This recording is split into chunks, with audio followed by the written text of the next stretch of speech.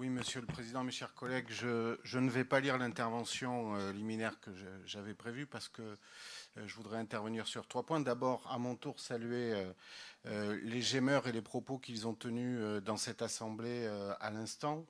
Au moins pour 3 raisons. La première, c'est qu'il démontre, s'il en a été besoin, les vertus émancipatrices de la pratique sportive, de la pratique culturelle et de l'accès aux loisirs.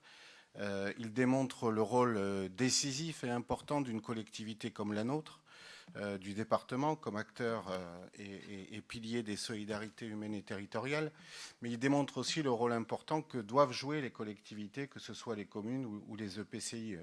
Il a été beaucoup question de l'Office de tourisme de Libournais, mais parce qu'il y avait pas mal de Libournais du kiosque 12 comme intervenant. Comment répondre aux besoins et aux aspirations des personnes en situation de handicap sans donner les moyens aux collectivités comme les nôtres d'agir et de mener et de mettre en œuvre des politiques inclusives et des politiques qui permettent d'inclure tout le monde et de faire société ensemble. Je crois que leurs propos nous rappellent à cela et ils sont porteurs d'un certain nombre de demandes vis-à-vis de notre collectivité. Mais vous avez bien fait de le rappeler, Monsieur le Président, il ne faut pas manquer de pointer aussi le rôle et la responsabilité de l'État dans le développement de ces politiques.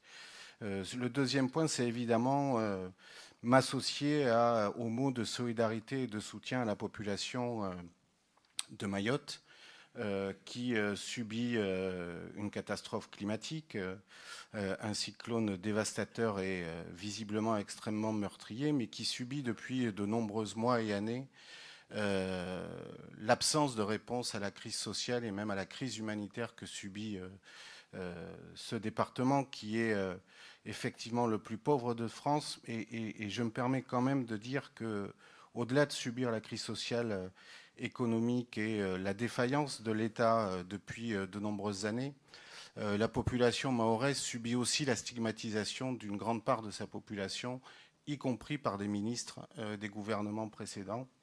Et je crois que ce qui s'est passé nous appelle, je crois, à faire République ensemble et à ne pas faire de Mayotte un territoire oublié ou délaissé de la République.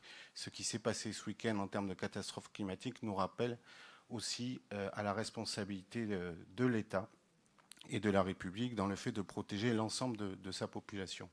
Et puis un dernier mot pour me féliciter de la réussite et de la mobilisation de samedi, que ce soit des élus, des acteurs de terrain, des militants associatifs, des organisations syndicales, pour défendre nos territoires, défendre nos valeurs,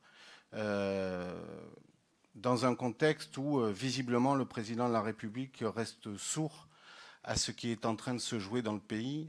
S'il y a un responsable de la situation politique et institutionnelle que nous connaissons, c'est lui. C'est lui qui a décidé la dissolution de l'Assemblée nationale. C'est lui qui a décidé de nommer un Premier ministre issu d'une force politique n'ayant pas atteint les 5% nationalement lors des dernières élections législatives. Et c'est lui qui nomme un homme qui a fait partie de tous les gouvernements de droite depuis une quarantaine d'années et qui aura fort à faire si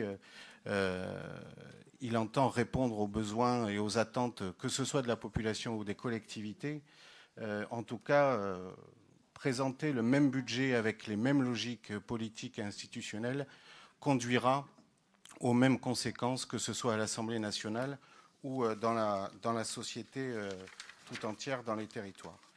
Cela étant, je le disais, nous devons poursuivre la défense de nos territoires en défendant avant tout nos valeurs, et c'est ce que nous allons faire aujourd'hui en continuant à tenter, essayer de protéger au mieux les Girondines et les Girondins. En témoignent une nouvelle fois les délibérations à l'ordre du jour, que ce soit la mise en place d'une mutuelle girondine, l'accompagnement de jeunes majeurs issus de l'ASE, le financement du SDIS, la contribution au Fonds de solidarité logement, ou encore le point d'étape sur les démarches initiées par nous-mêmes sur la bientraitance des adultes en situation de vulnérabilité. Autant de délibérations qui démontrent notre volonté collective d'être au plus proche des Girondines et des Girondins à chaque étape de leur vie et des difficultés qu'elles ou ils pourraient rencontrer. Je vous remercie. Merci Valérie.